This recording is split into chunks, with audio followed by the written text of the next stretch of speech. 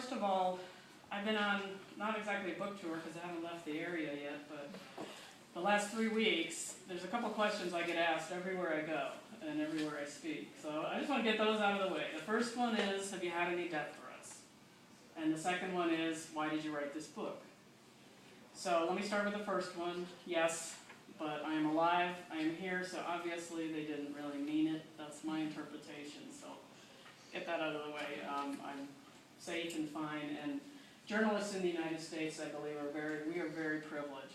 We generally are not risking our lives. There have been a few rare exceptions, but mostly this is a very safe place to do our jobs, and I believe we need more people digging into topics like these.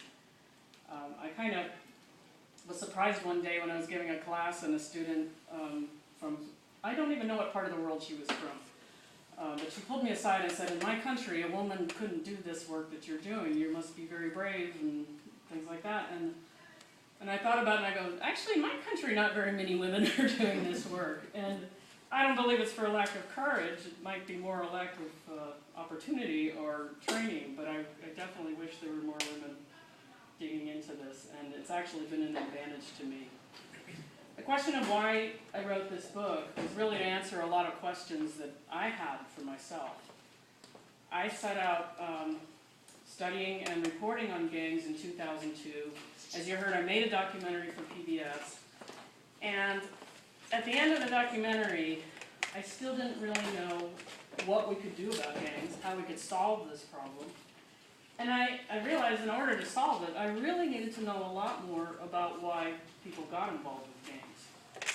One of the things you have to think about, I went in with my own preconceived stereotypes when I started researching this.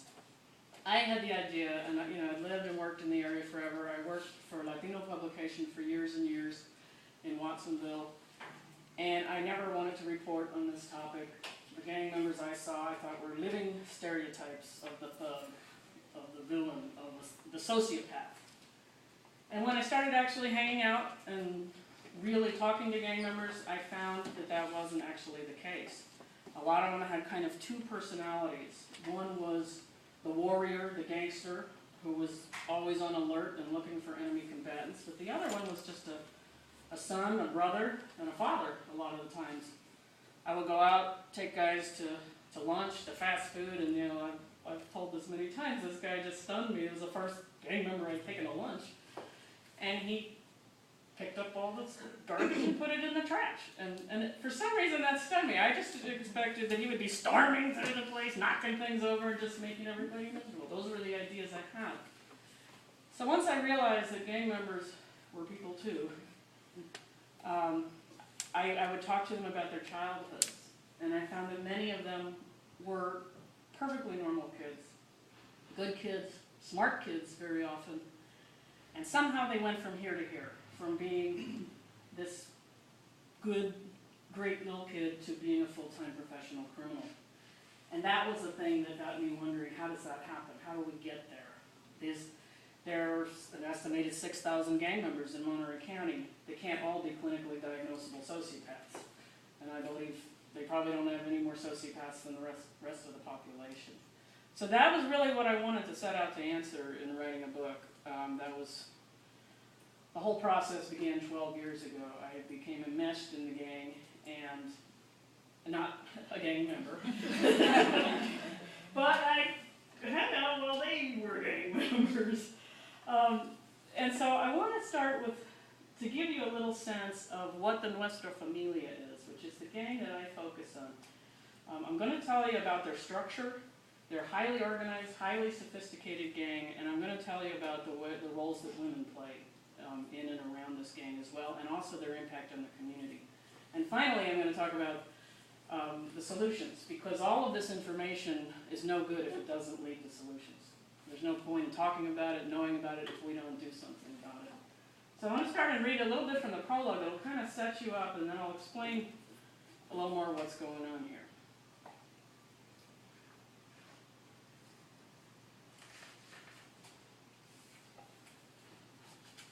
And it's a short little thing. Well, kind of. A hint of dawn seeps through a redwood forest east of town. Regina and her friends pull themselves from bed to prepare for the day's mission. They pat on makeup and pick out clothes that manage to exude a hint of sex appeal, despite a dress code that can make porn stars look like nuns. As the 5 women shut their motel doors, the village of Crescent City, still blanketed in the mist of Bear Mountain, hardly stirs. Showers have threatened all night, but the clouds thankfully don't break into a hairstyle-wrecking drizzle. Crescent City is the rainiest spot in California.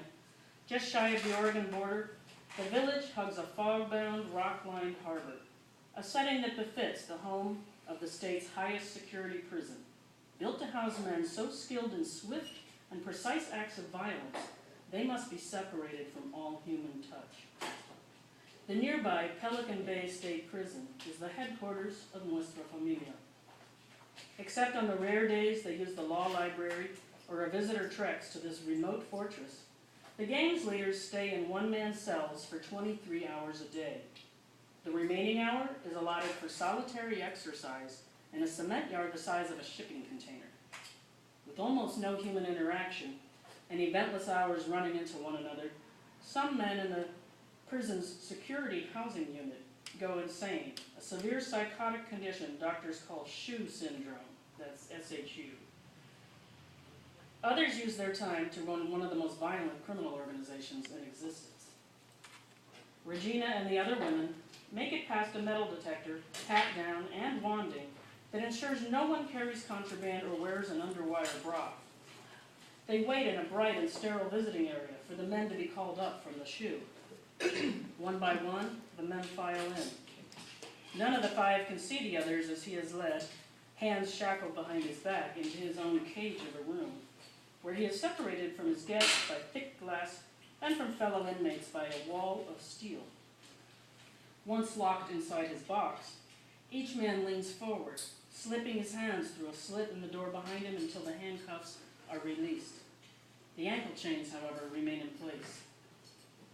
Whenever visitors come, the most eager men only massage their wrists before they pick up the phones. The more fastidious ones take the time to wipe the mouthpieces with their sleeves. This day, the visiting area happens to hold 5 leaders of the Nuestra Familia organization. Pelican Bay exists to make sure men such as these cannot communicate with each other, though they are housed a few feet apart. When the men shuffle along in chains, correctional officers watch to ensure no words are exchanged, no notes passed, and no phrases delivered in American Sign Language, in which the men are near fluent. In the visiting area, every word spoken is recorded, and gestures are captured on videotape. But the guards can't catch everything. I'm going to leave that for a moment, and we will come back to Regina and her friends in the prison. What you've seen here is the headquarters, the corporate parent of the Nuestra Familia. I use a kind of a corporate analogy, even though it's also structured, one could say, like the military.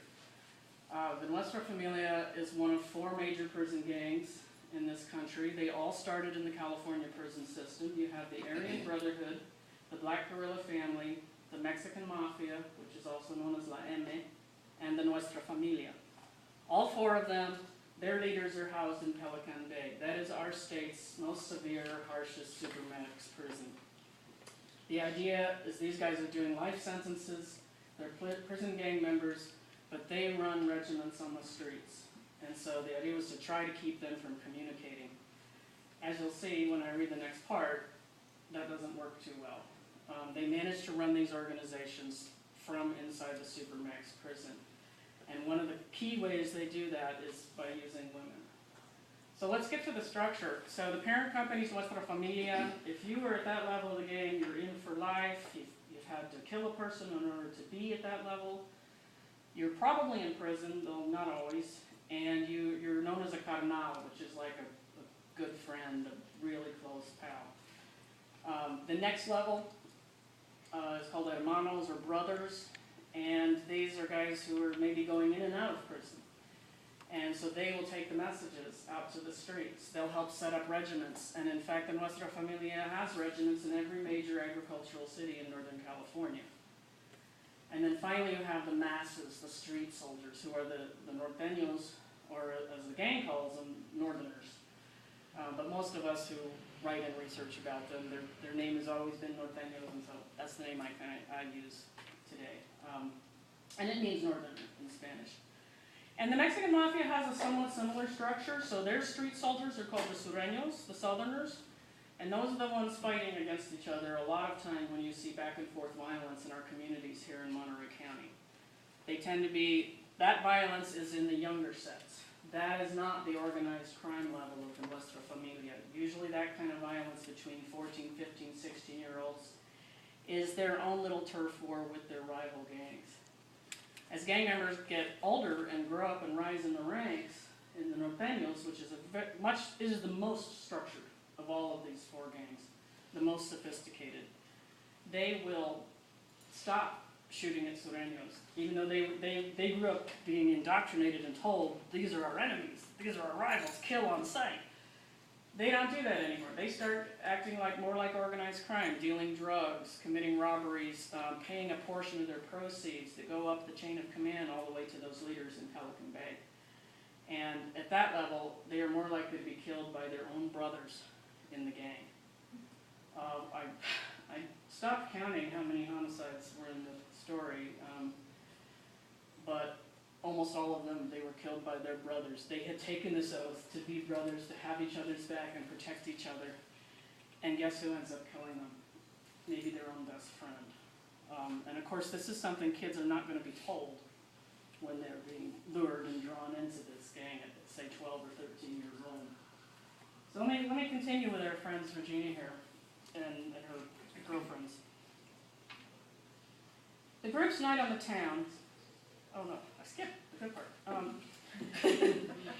Regina and her companions lean affectionately toward the glass, cradling phones on their shoulders, and these are the phones they're talking through the glass to the guys. The men smile and lean in too, their broad torsos positioned to partially block the cameras behind their backs. All but one of the women pulls a small piece of paper from her bra and presses it against the window. Lisa is the sole visitor unaware of this plan. Her husband, Paki, is not in good standing with the organization. The other men's nods are barely perceptible. The women and men chat on about kids, cousins, mothers, small-town gossip, whether their magazine subscriptions have run out. The visiting time flies by, and the ladies promise to return the next day. That evening, their torn-up notes swirl down motel toilets. The group's night on the town consists of a dinner at a pizza parlor, and for Regina, a dip in the motel's jacuzzi. She was nervous carrying her note past the guards, and the warm, swirling waters do her good. On Sunday, the girlfriends returned to the prison under Crescent City's eternal cloud cover. The men had easily come to an agreement the previous afternoon with a mumbled comment or a subtle dip of the head as the guards led them from their visits. The girls settle in, and an inmate bends to scratch an ankle. His fingers tug at a rolled scrap of paper, and he scoots in close. He flattens his answer to the previous day's question against the glass. The other men, all except Paki, do the same. When he is sure his visitor has read it, each inmate's palm swallows his note. Later, a packet will be mailed from the prison to Webster, Pierce & Associates, a San Francisco law firm. The top 3 sheets in the envelope will consist of an inmate's carefully hand-lettered habeas corpus petition. The document will say the inmate wants to join a class action over the deplorable conditions at Pelican Bay. Once delivered, the pages that took painstaking hours to craft will be destroyed, the petition never read by any lawyer. Webster, Pierce & Associates is a Nuestra Familia front, a fictional partnership with a San Francisco street address and imprinted letterhead, but no attorneys or staff. The firm's sole purpose is to serve as a red line, a covert way to send messages from prison, because legal mail is confidential and cannot be read by the prison's guards or code breakers. In this instance, the smuggled missive will lay down new rules to be obeyed by tens of thousands of Norteño gang members across California. It will be a call to unite all the gang's warring neighborhood factions into a giant underground army, the likes of which the state has never witnessed. Right now, though, all that matters to the crew in Salinas is that the 5 females in Crescent City bring home an answer.